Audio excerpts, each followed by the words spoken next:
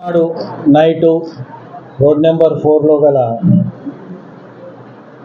మట్టుకు సంబంధించిన ల్యాండ్లో ట్రాన్స్జెండర్స్ తిరుగుతున్నారు. అక్కడ పబ్లిక్ను కవ్వించుకుంటూ అక్కడ గ్రూపుగా ఉండి వచ్చిపోయే వాళ్ళతో మాట్లాడుతున్నారు. అందులో భాగంగా ఆర్ఎస్ బెదర్లో జ్యువెలరీస్లో క్యాషియర్ అతను కూడా వెళ్ళి వాళ్ళతో మాట్లాడుకుంటూ ఉన్నాడు. అప్పుడే మోటార్ సైకిల్ మీద ఒక నలుగురు వచ్చి ఈ ట్రాన్స్జెండర్ని బెదిరించారు. ఇతన్ని కత్తి తీసి బెదిరించి అతని దగ్గర ఉన్న చైను సెల్ ఫోను గుంజుకున్నారని చెప్పి కంప్లైంట్. దాని తర్వాత ఒక 15 నిమిషాలకు ఇంకో అతని దగ్గర అదే టీము రోడ్ నెంబర్ 4 నుంచి తిరుగుకుంటూ ఇటు వచ్చి మళ్ళీ ఇంకో అతన్ని బెదిరించి వాళ్ళ దగ్గర కూడా సెల్ ఫోన్ గుంజుకున్నారు అని తెలిసి కంప్లైంట్ వచ్చింది. వెంబడే కేసు రిజిస్టర్ చేసి డిఏ రవి ప్లస్ ఎస్హెచ్ఓ వెంకటేశ్వర్ల ఆధ్వర్యంలో 4 టీములు పెట్టినాము.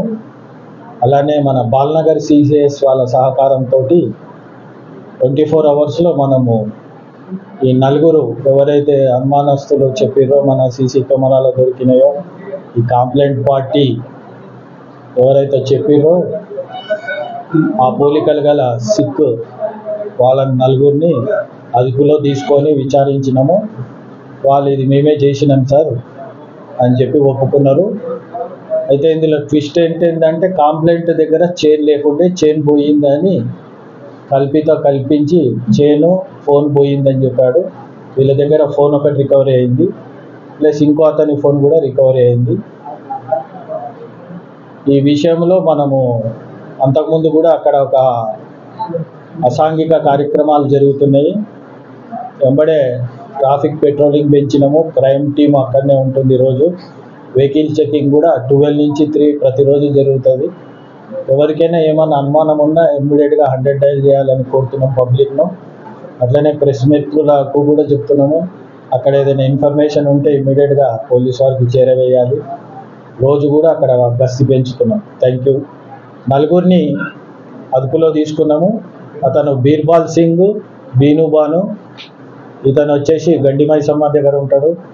భగేందర్ సింగ్, బబులు సింగ్, ఈయన వలిగొండ, రవి సింగ్ బోరి ఖాజాగూడ, ఖాజాపేట్, దండు నగేష్, బబులు అయినా కూడా గండి మైసమ్మ డబల్ బెడ్రూమ్లలో ఉంటారు.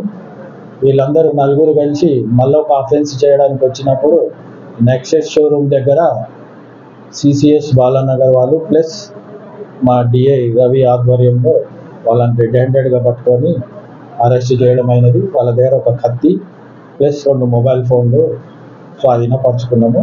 ఈరోజు కోర్టుకు పంపిస్తాం. Thank you.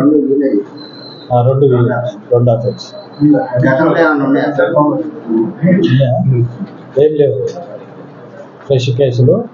వీళ్ళు ట్రాన్స్జెండర్స్తోనే కొద్దిగా అవినాభావ సంబంధాలు, అక్రమ సంబంధాలు కలిగి ఉన్నారు. లేనే లేదు. విచారిస్తే ఆయన complaint gold chain plus phone ఒకటి, ఇంకో కేసులోనేమో ఫోన్ పోయిందన్నారు. ఈ దొంగలను రెడ్ హ్యాండెడ్గా పట్టుకున్నాము. వాళ్ళ దగ్గర అప్పుడు మొబైల్ ఫోన్సే దొరికినాయి.